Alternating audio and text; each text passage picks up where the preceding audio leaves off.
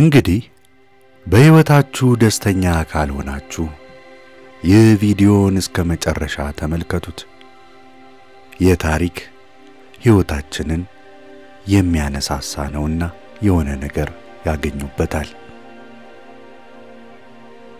ከረጅም ጊዜ በፊት አንድ ቁራ በህይወቱ በጣም ደስተኛ አልነበረም። አንድ ቀን ዛፍ ላይ ተቀምጦ ማልቀስ ጀመረ። አንድ ጻድቅ መነኩሴ ከዛፉ ስር ተቀምጦ ነበር። በዚያ ጊዜ የቁራው እንባ ጠብታ የመነኩሴው ጉንጭ ላይ አረፈ። መነኩሴው ቀና ብለው ሲያዩ አንድ ቁራ ዛፉ ላይ ቁጭ ብሎ እያለቀሰ ነው። መነኩሴውም ለምን ታለቅሳለህ ሲሉ ጠየቁት። ቁራውም አቤት ጻድቅ ጥበበኛ ሰው ሆይ፣ በህይወቴ በጣም ተናድጃለሁ፣ ተበሳጭቻለሁ፣ ተስፋ ቆርጫለሁ። ማንም አይወደኝም። ሰዎች አዋርደው ያባርሩኛል። የሚበላም ነገር በፍጹም አይሰጡኝም። የሚበላም ነገር የለም።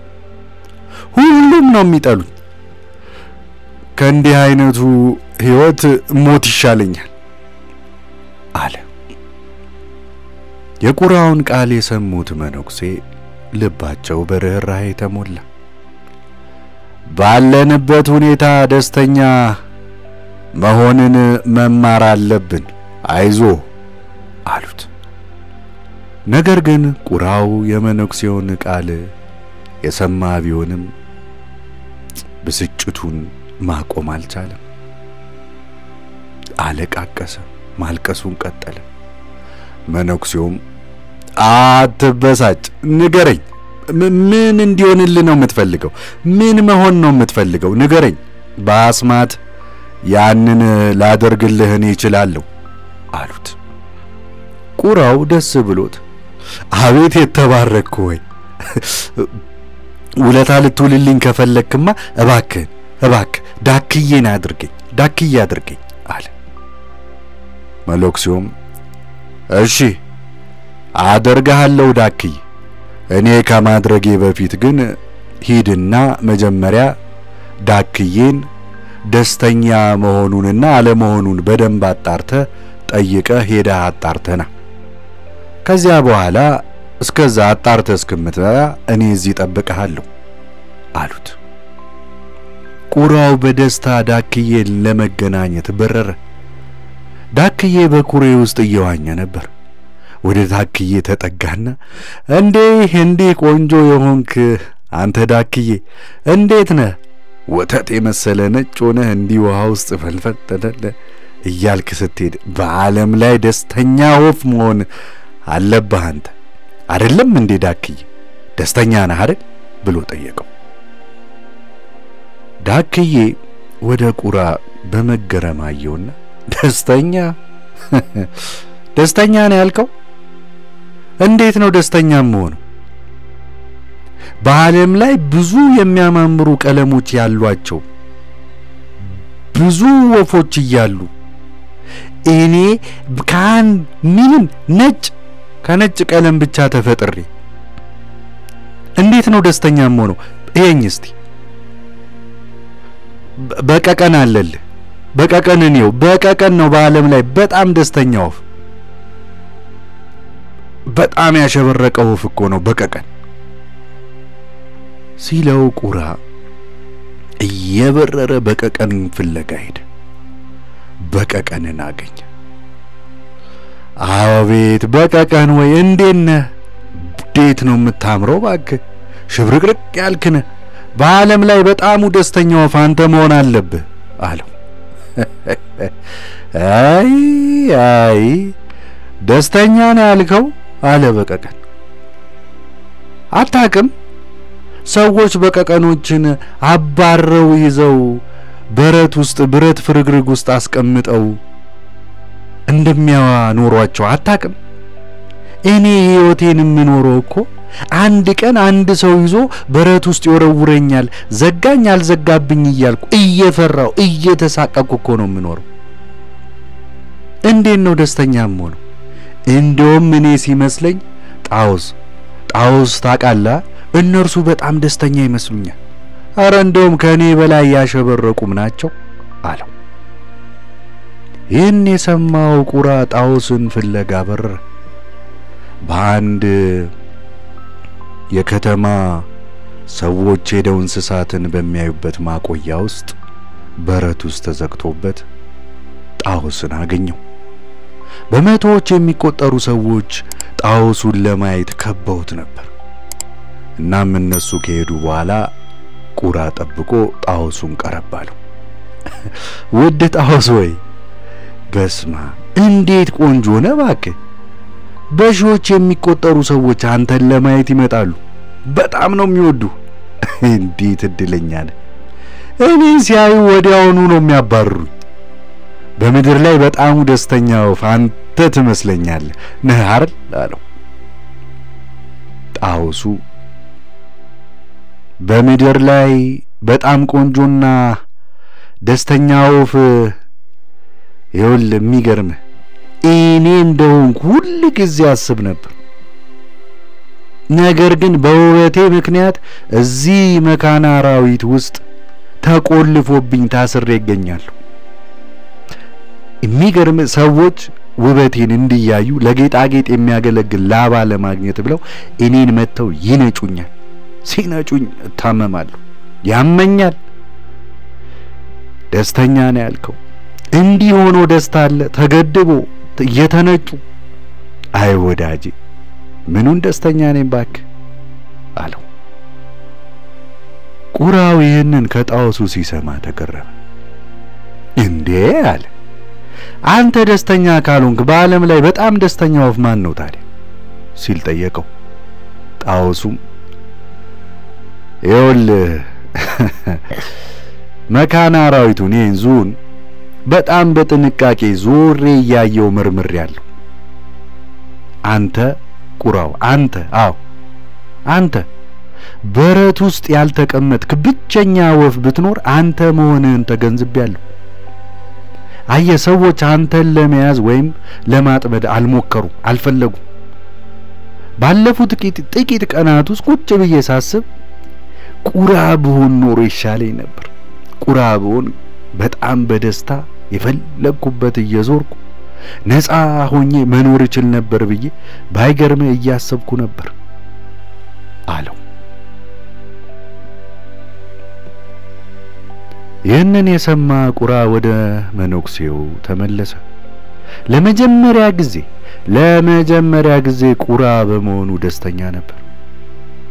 አቤት ጥበበኛና ታላቁ መነኩሴ ሆይ ሌላ ምንም መሆን አልፈልግም። ምንም እንዳለው እኔው ራሴ ደህና ነኝ። ወደ ምንም መቀየር አልፈልግም። አመሰግናለሁ አለው። ይህ ታሪክ በህይወታችን ውስጥ ብዙዎቻችን የተሳተፍንበት ወይም እየተሳተፍንበት ያለበትን እውነታን በግልጽ ያሳያል። ብዙ ጊዜ ደስታችንን ከሌሎች ጋር በማወዳደር ደስተኛ እንዳንሆን ራሳችንን እንከለክላለን። የሌሎችን ስኬት፣ ውበት ወይም ገንዘብ ሁኔታን እያየን የራሳችንን ህይወት እንንቃለን፣ እንጠላዋለን። ይህ ደግሞ ወደ ከባድ የሐዘን የብስጭት ስሜት ይመራናል። እውነታው ግን እያንዳንዱ ሰው የራሱ የሆነ ልዩ ችሎታ፣ ጥንካሬና የራሱ የሆነ የህይወት መንገድ አለው። ከሌሎች ጋር ራስን ማወዳደር አብዛኛውን ጊዜ አሁን ያለንን መልካም ነገር እንዳናደንቀው፣ እንድናጣው ያደርገናል፣ እንዳናጣጥመው ያደርገናል። በስነልቦና ጥናቶች ውስጥ ይህ ክስተት ማህበራዊ ንጽጽር ሶሻል ኮምፓሪዝን በመባል ይታወቃል። ሰዎች በተፈጥሯቸው ራሳቸውን ከሌሎች ጋር የማወዳደር ዝንባሌዎች አሏቸው። ይህ ንጽጽር ወደ ላይ ከኛ የተሻሉ የሚመስሉት ጋር ስናወዳደር ወይም ደግሞ ወደ ታች ከኛ የባሰ ሁኔታ ውስጥ ካሉት ጋር ስናወዳደር ሊሆን ይችላል። ወደ ላይ የሚደረግ ማህበራዊ ንጽጽር ተነሳሽነትን ሊፈጥር ቢችልም እንኳን ብዙ ጊዜ ግን ቅናት፣ ምቀኝነትና በራስ መተማመንን ማሳጣትን ያስከትላል። በተቃራኒ ወደ ታች የሚደረግ ማህበራዊ ንጽጽር ጊዜያዊ እፎይታን፣ ለራስ መጽናናትን ሊሰጥ ቢችልም የረጅም ጊዜ ግን ደስታን አያመጣም። ደስታን አይሰጥም። ሌላው ከዚህ ታሪክ ጋር ተያያዥነት ያለው ጽንሰ ሐሳብ የደስታ ማስተካከያ ሄዶኒክ ትሬድሚል የሚባለው ነው። ይህ የሚያመለክተው ሰዎች ምንም ያህል አዎንታዊ ወይም አሉታዊ ክስተቶች ቢደርስባቸው የደስታ ደረጃቸው ወደ መደበኛው ወይም ወደ መነሻው ቦታ የመመለስ አዝማሚያ እንዳለው ነው። ለምሳሌ ብዙ ገንዘብ ያገኘ ሰው መጀመሪያ ላይ በጣም ደስተኛ ሊሆን ይችላል። ይህ ቢሆንም ከጊዜ በኋላ ያ ደስታ እየቀነሰ ይመጣና አዲስ የደስታ ምንጭ መፈለግ ይጀምራል። ልክ ቁራው ከተለያዩ ወፎች ጋር እየተገናኘ በየጊዜው የተሻለ ነገር እንደሚፈልግ ሁሉ ማለት ነው። ታሪኩ የሚያስተምረን ቁልፍ ትምህርት በገዛ ህይወታችን ውስጥ ያሉትን መልካም ነገሮች ማድነቅና በእነርሱ መደሰት፣ ባለን ነገር መደሰት አስፈላጊ መሆኑን፣ የሌለንን ነገር ከማሰብ ይልቅ ያለንን ነገር ላይ ማተኮርና ማመስገን የደስታችንን ቁልፍ እጃችን የራሳችን ላይ ከተዋል። በስነ ልቦና ውስጥ ምስጋና ወይም ግራቲቲዩድ ለደስታና ለሰላም ትልቅ የሆነ አስተዋጽኦ እንዳለው ተረጋግጧል። አዘውትረን ያገኘናቸውን በረከቶች ስናስብና ስናመሰግን በአዎንታዊ ስሜቶች የመሞላት እድላችን ይጨምራል። በተጨማሪም ይህ ታሪክ እያንዳንዱ ፍጡር የራሱ የሆነ ዋጋና ውበት እንዳለው ያስገነዝበናል። ቁራው ራሱን ከሌሎች ጋር ሲያወዳድር የነበረው በውጫዊ መልክና በሌሎች ሰዎች በሚሰጡት ምላሽ ላይ ተመስርቶ ነበር። ነገር ግን በመጨረሻ የተገነዘበው ነገር ራሱን በመሆኑ የተለየና ዋጋ ያለው ፍጡር መሆኑን ነው። ነፃነቱን በፈለገው ቦታ የመንቀሳቀስ ችሎታው ከሌሎች ወፎች በበለጠ እንዲቀናበት እንዳረገው በመጠየቁም ተረድቷል። ስለዚህ በህይወታችን ውስጥ ደስታን ለማግኘት ቁልፉ ከሌሎች ጋር ራስን ማወዳደር ትተን በራሳችን ልዩ ማንነትና በያዝነው ነገር ላይ ማተኮር ብቻ ነው። እያንዳንዱ የራሱ የሆነ ውበትና ጠንካራ ጎን አለው። በተለይ በዚህ የሶሻል ሚዲያ ዘመን ፌስቡክ ላይ፣ ኢንስታግራም ላይ፣ ቲክቶክ ላይ የምናየውን ሁኔታ ያያየን ራሳችንን ከእንደዚህ የማይሆን ነገር ጀርባው ካልታወቀ የማስመሰል ድርጊት ጋር ካነጻጸርን ደስታችንን እናጣለን። እነዚህን አውቀን ስናደንቃቸው ደስታ ከውስጣችን ይፈልቃል እንጂ ከውጪ አንጠብቅም። ይህንን ታሪክ ስንመለከት እያንዳንዳችን ቁራው ያሳለፈውን መንገድ በሆነ መልኩ እንዳሳለፍ ነው ግልጽ ነው አይደል? በሆነ ወቅት የሌሎችን ህይወት ተመኝተን ወይም የራሳችንን ሁኔታ ተችተን ይሆናል። ነገር ግን ቁራው በመጨረሻ ወደ ራሱ ማንነት ተመልሶ እንደ ተደሰተው እኛም ያለንን ነገር በማርነቅና በራሳችን በመርካት እውነተኛ ደስታን ልናገኝ እንችላለን። ተመስገን እንበል በመናመልከው ሃይማኖት ውስጥ ለሰጠን ነገር ሁሉ ተመስገን እንበል። በመጨረሻም በህይወት ውስጥ ራስዎን ከማን ጋር ያወዳድሩ ነው? ከማን ጋር ያወዳድሩ? በህይወት ውስጥ ራስዎን ከማንም ጋር አያወዳድሩ። እንዲህ ካደረጉ በዓለም ላይ በጣም ደስተኛ ያልሆነው ሰው እርሶ ይሆናሉ። ደስታ የሚገኘው በውስጣችን እንጂ በውጫዊ ሁኔታዎች ወይም በሌሎች አስተያየት አይደለም። ያለዎትን ነገር ያክብሩ፣ ራስዎን ይቀበሉ፣ እናም በራስዎ የህይወት ጎዳና ይደሰቱ። ይህ የደስታ እውነተኛ ሚስጥር ነው እሎታለሁ። ለነበረን ቆይታ አመሰግናለሁ።